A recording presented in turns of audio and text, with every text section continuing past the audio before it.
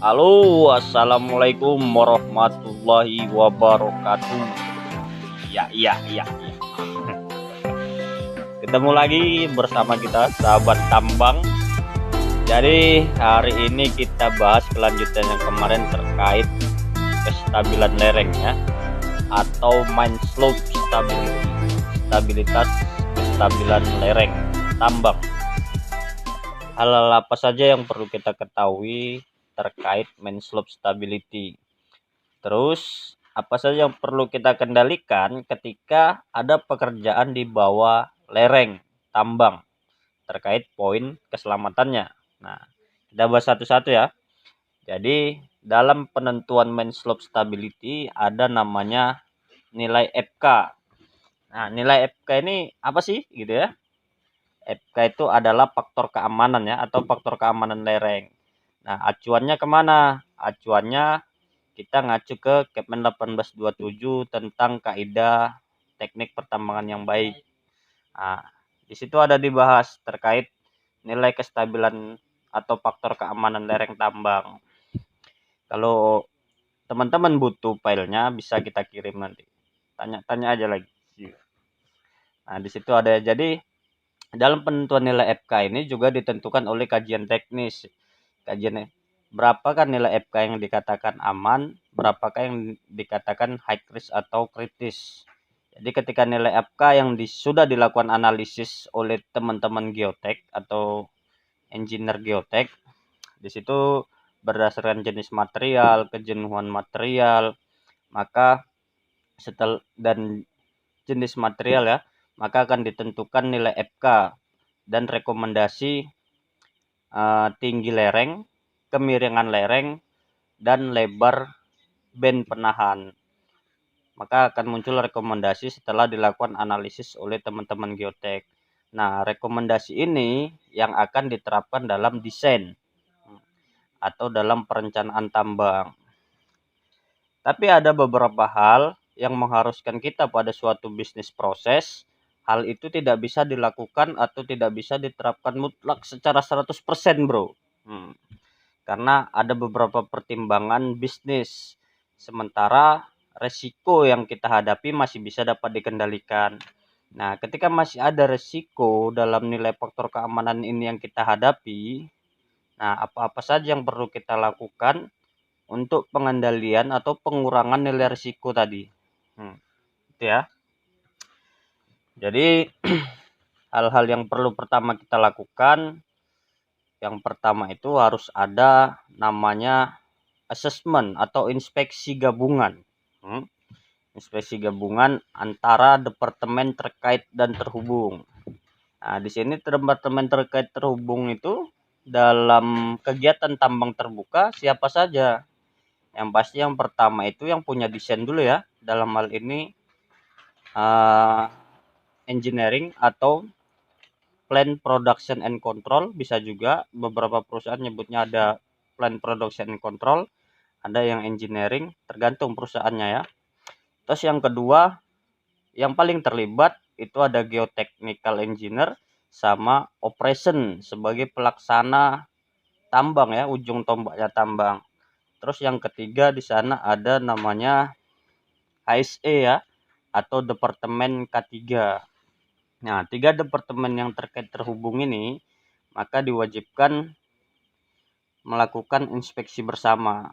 Nah, dari hasil inspeksi ini nanti akan muncul beberapa rekomendasi dari hasil analisis geotek yang masih bisa dilakukan kegiatan di bawahnya, maka harus dilakukan pengendalian dengan catatan sebagai berikut. Nah, contohnya itu.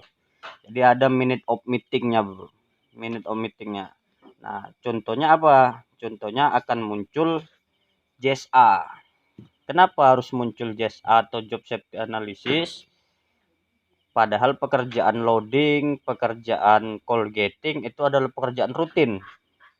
Karena pekerjaan loading dan coal gating, OB removal itu adalah pekerjaan rutin namun resikonya lebih tinggi. Dalam hal ini terkait kestabilan lereng. Maka harus muncul JSA yang disepakati oleh tim inspeksi dan disetujui oleh PJO sampai dengan KTT. Nah, dari hasil di JSA tadi juga harus muncul nih rekomendasi geotek itu harus muncul. Nah, di JS ini harus ditentukan yang pertama ketika ada kegiatan di situ, misalnya harus ada satu kepengawasan khusus yang memonitor lereng tambang.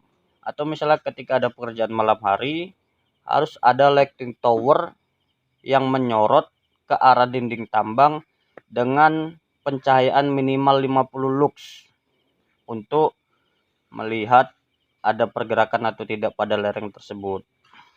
Terus yang ketiga, dari geotek harus muncul persentase nih. Misalnya ketika terjadi longsoran, dimensi dan luasan longsorannya berapa meter ke bawah.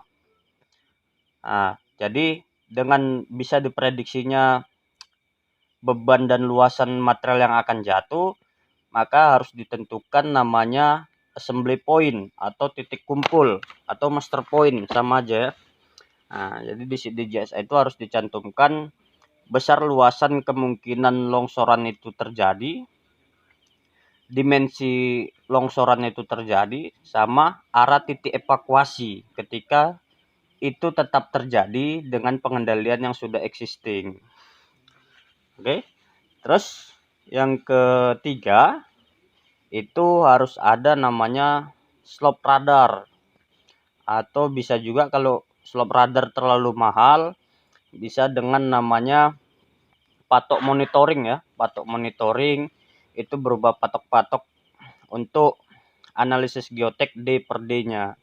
Jadi teman-teman geotek dari hasil tembakan teman-teman survei itu nanti akan muncul nilai FK dari hasil patok monitoring geotek tadi. Oke. Nah, selanjutnya yang terakhir harus ada peringatan dini atau namanya early warning system. Nah, kalau bahasa kampungku namanya alarm longsor. Alarm longsor. Jadi harus ada alarm longsor. Apa tujuannya early warning system tadi dipasang dan bagaimana cara pemasangannya? Nah, jadi kita buat satu early warning system di posisi yang direkomendasikan geotek, ya kan? Terus harus ada tali pantaunya, kita taruh ke area yang berpotensi longsor. Jadi ketika dia terjadi pergerakan, switch on-nya akan bunyi. Nah, harapannya dengan bunyinya switch on ini akan memberitahu pekerja yang bekerja di bawahnya sehingga lebih cepat untuk melakukan proses evakuasi. Sehingga potensi cedera serius, LTI bahkan fatal itu dapat kita hindari sedini mungkin. Gitu ya. Kalau memang pengendalian-pengendalian yang udah kita lakukan di depan tadi tapi tetap terjadi juga, jadi early warning system ini hanya sebagai peringatan dini ya, peringatan dini untuk melakukan evakuasi jika memang pengendalian tadi tidak efektif sehingga menyebabkan lereng tambang tadi menjadi longsor. Nah, EWS ini banyak juga macamnya early warning system ini. Ada yang manual, ada juga yang elektrikal. Jadi kalau yang efektif itu yang elektrikal. Dia langsung terhubung dengan CCTV, bisa dihubungkan ke handphone user atau bahkan ke monitoring produksi. Biasanya perusahaan itu akan punya dia monitoring produksi, ada yang nyebutnya dispatch, ada yang nyebutnya data center. Nah, di situ akan muncul loh ketika misalnya dia berbunyi atau bergerak, langsung dia muncul sensor, tap. Nah, ngasih pemberitahuan dia. Bunyi-bunyi kayak semacam alarm gitu ya. HP yang bersangkutan itu akan bunyi atau monitor teman-teman dispatch dan data center itu akan bunyi ketika ada pergerakan di sana. Nah, jadi masalah kestabilan lereng ini di tambang terbuka itu sangat signifikan ya. Jadi kestabilan lereng itu memang benar-benar ditentukan dari hasil eksplorasi jenis material baru yang dituangkan di dalam desain sehingga parameter GMP ya, good mining practice itu bisa terpenuhi. Nah, jadi kestabilan lereng ini sebenarnya nilainya mutlak, bro, tapi dalam beberapa bisnis, hal tersebut tidak bisa dicapai 100% karena mempertimbangkan nilai ekonomis yang ada di dalamnya. Nah, sembari untuk perbaikan dan berkelanjutan terkait penerapan good mining practice. Kira-kira kalau ada masukan dari para expert, daripada senior atau engineer, silakan. Kalau ada yang kurang. Oke, bro. Assalamualaikum warahmatullahi wabarakatuh.